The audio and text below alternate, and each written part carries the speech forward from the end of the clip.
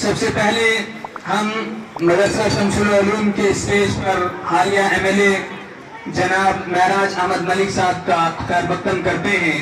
نام اس کا ملت بیضا کے پروانوں میں ہے، وہ بہر صورت عظیم الشان انسانوں میں ہے۔ ولولہ اسلام کا اس کی رگوں میں ہے رواں، لرز اس کی فکر سے باطل کے ایوانوں میں ہے۔ محترم حضرات، میں ان تمام بچوں کو اور ان کی تیاری کرانے والے اساتذہ اکرام کو مبارکباد پیش کرتا ہوں۔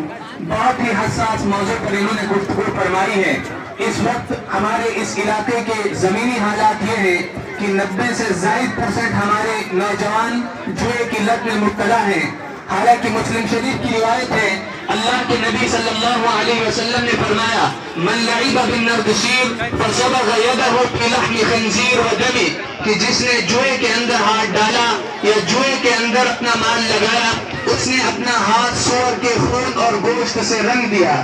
یعنی جس کا پیسہ جوئے کے اندر لگتا ہے اس کا وہ سور کا گوشت اور خون کی طرح ہے۔ جتنا جوئے کے ذریعے سے حاصل ہوگا وہ یہ سمجھ لے کہ وہ کیا حاصل کر رہا ہے۔ ایک بات میں عرض کر دوں کہ کسی غیر کو اگر جوئے کے ذریعے فائدہ ہو تو ہو، کسی مسلمان کو، کسی ایمان والے کو جوئے کے ذریعے سے 1 روپے کا فائدہ نہیں ہو سکتا ہے۔ جس چیز پر اللہ کے نبی صلی اللہ علیہ وسلم کی مہر لگی ہو، ان طلبہ نے آیت پیش کی، یا ایھا الذین آمنوا انما الخمر والمیسر والانصاب والازلام رجس من عمل الشیطان، جس چیز سے اللہ نے منع فرمایا ہے فاجتنبوا، اور مفسرین لکھتے ہیں کہ جب اللہ نے اس سے بچنے کا حکم دیا تو ہر ایمان والے مرد، ہر ایمان والی خاتون پر لازم اور فرض ہے کہ وہ اس سے بچے، اور جو نہیں بچتا ہے وہ حرام کے اندر مبتلا ہے۔ ایک چیز اور عرض، ایک تو اور جوا ہے جو ہے وہ بھی ناجائز ہے، وہ بھی ناپسندیدہ ہے، وہ بھی اللہ کے نزدیک حرام ہے، لیکن وہ کم حرام ہے۔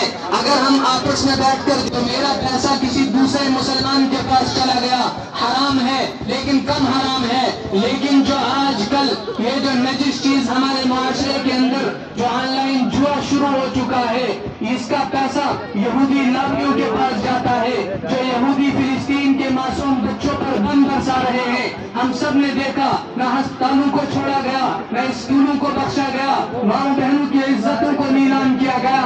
آج فلسطین کے بچے کھانے کے ایک ایک لقمے کو ترس رہے ہیں، پانی کے ایک ایک قطرے کو ترس رہے ہیں، اور ہمارے نوجوان بھائی جوئے کے ذریعے سے انہی یہودیوں کو پیسہ سپلائی کر رہے ہیں۔ کل اللہ کی عدالت ہوگی، اللہ کے نبی صلی اللہ علیہ وسلم بھی موجود ہوں گے۔ فلسطین کے بچے کوئی پھٹا سر لے کر آئے گا، کوئی کٹا بازو لے کر آئے گا، کوئی چھلنی جسم لے کر آئے گا، اور ان کے ہاتھ یہودیوں کے گریبان کے ساتھ ساتھ ہمارے ان مسلمان نوجوانوں کے گریبان پر بھی ہوں گے جو جوئے کے ذریعے سے یہودیوں کو پیسہ سپلائی کر رہے ہیں۔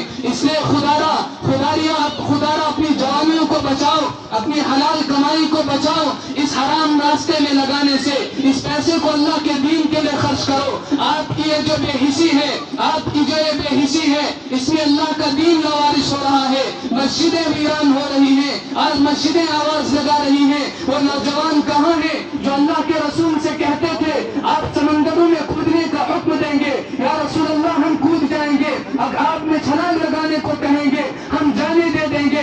آج مسجدیں ان جوانوں کو بلاتی ہیں، مدرسے بلاتے ہیں، اللہ کا دین بلاتا ہے۔